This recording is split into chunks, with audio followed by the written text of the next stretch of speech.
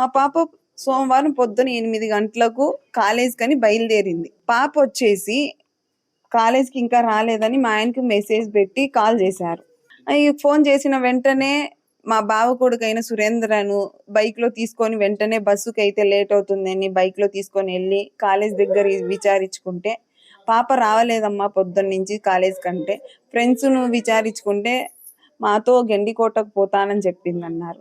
ఆత్రంగా మా పాప కనిపించలేదని టెన్షన్‌లో మేము చేసిన మిస్టేక్ ఏంటంటే బాబుని ఒక్కడిని పంపించడం. మా పాప కనిపియలేదన్న ఆత్రంతో ఆ అబ్బాయి ఏం జరిగిందో అని వెళ్ళింటే నా కొడుకే నా కూతుర్ని చంపినా అని ఎంత నిర్దాక్షిణ్యంగా చెప్తారు సార్. చంపేంత క్రూరత్వంగా దిగజారలేదు సార్ ఇంకా.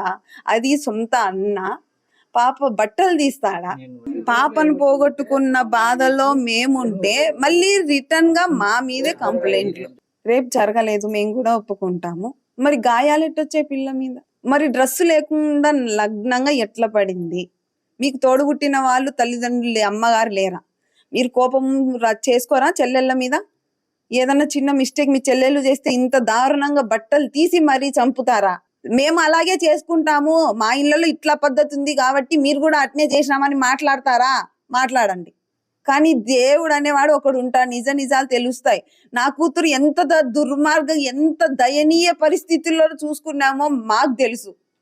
అలాంటి పరిస్థితే మేమే మాటలు పడుతున్నాం. మేమే మా పిల్లని చంపుకున్నాం అంటున్నాం. మా పిల్లను మేము ఎక్కడో గండికోటకు తీసుకుపోయి 10 మంది నగ్నంగా అంత చెప్పుకోవాల్సిన అవసరం లేదు, ఇంట్లోనే చేసుకునే వాళ్ళం. ఇంతకు మించి నేను మాట్లాడే ఓపిక నాకు లేదు సార్. నా కూతురు పోయిన దుఃఖంలో ఉండా. ఎన్ని మాట్లాడినా ఏం జరిగినా నా కూతురు తిరిగి రాదు. తిరిగి తెస్తారా చెప్పండి? మరి నేను ఏం కోరాలి? న్యాయం పోలీసు వాళ్ళనే కోరుతాను. వాళ్ళు ఏం చేస్తారో చెయ్యండి.